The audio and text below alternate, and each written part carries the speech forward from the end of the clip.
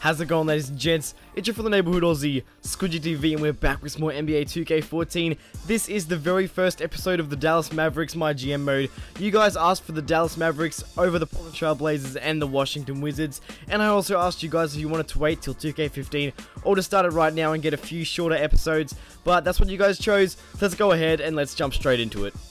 So as you can see, I did go ahead and simulate the first season, which was the 2013-2014 season, and we did end up with the 7th seed in the playoffs, going up against the Oklahoma City Thunder, but we would not end up prevailing in that series. I just thought that I'd show you guys that so you knew what happened in the first season. But let's go ahead and have a look at the postseason awards. As you see, LeBron won MVP. Just basically all the people that you'd think won. Probably Lance Stevenson was a bit of a surprise, averaging 22 points per game. Of course, Kevin McHale coached the, I don't know how the hell that happened. But still, have a look at those stats for LeBron. Pretty realistic. Except probably the rebounds, but still, let's go ahead and have a look at what, well, Philip Turner. It really is Mark Cuban.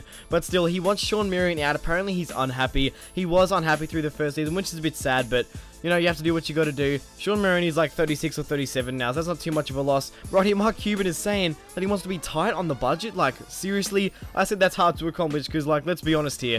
Mark Cuban does not give a dump about money. But let's go ahead into the draft lottery. And, guys, obviously, we made the playoffs, so we wouldn't have a draft pick, but we would have the 18th pick overall there. And the 30th pick, it was just a goal I had to do, so I just took the Miami Heat's draft pick.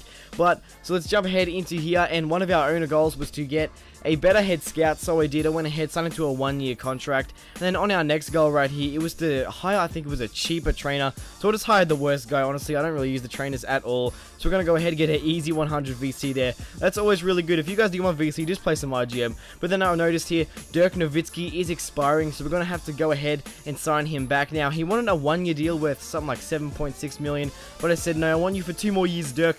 So right here, we're going to basically sign him for 2 years, 15.75 million. I'm very happy all around with that deal. I mean, Dirk is such a great player, and he's going to be really good. I reckon he's going to stay around the 80 overall, most likely for the next couple of years. And here we go, Vince Carter. Of course, we have to bring this man back for only 3.7 million over the next 2 years. Hell yeah, man. Vince Carter is a straight up beast. Then right here, Devin Harris wanted an extension as well. 2 years, 12 million is a little bit too much for Devin Harris, in my opinion. So I said 1 year, 5.8 million.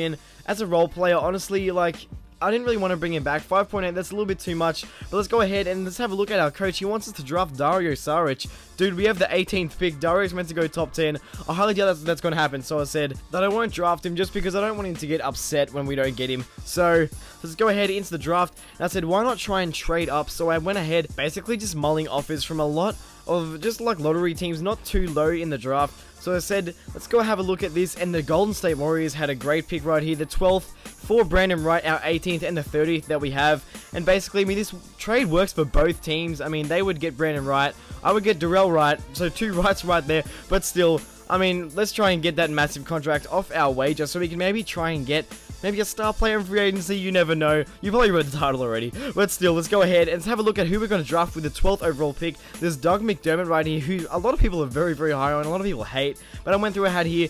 He had a lot of weaknesses that I didn't really like. He had a few strengths, but there was one man who was still here, and his name is Gary Harris. He slid all the way down to pick number 12.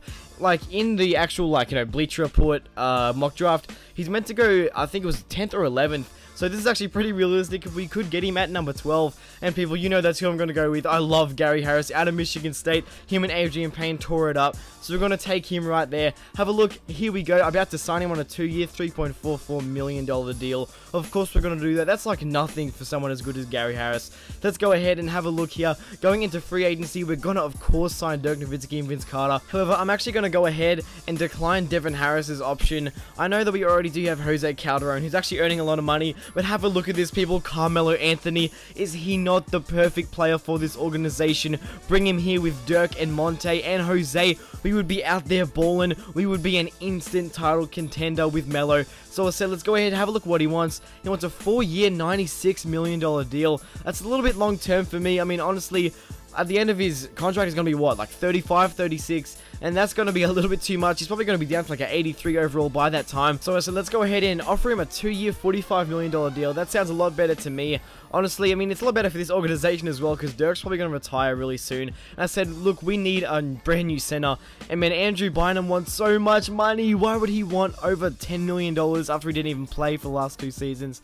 Like, he played like, what, like 5 games with the Cavs. But guys, let's have a look at this Carmelo Anthony. Should we sign him or should we let him go? It's completely up to you guys. This will be a fan vote in the comments below. All I want to know from you guys is get Melo or no Melo. Go ahead and comment that in the comments below. It will determine if we will sign Carmelo Anthony or not bother, because if we don't, we might look to maybe save that cap space for future free agencies, or even try and build through the draft, something like that, because I know that there is a lot of good people coming out in later free agencies. But guys, it is completely up to you, because honestly, if we go ahead and get Melo, we are an instant powerhouse in the West. So guys, that would be awesome to hear from you if we should go ahead and get him. Remember, get Melo or no Melo, that's all we want. Oh, and don't forget to leave a like, because let's go ahead and aim for 80 likes for this new MyGM mode. It would seriously mean a lot to see the support for a new series. So guys, I'll see you then. Screwjoda out. Cheers.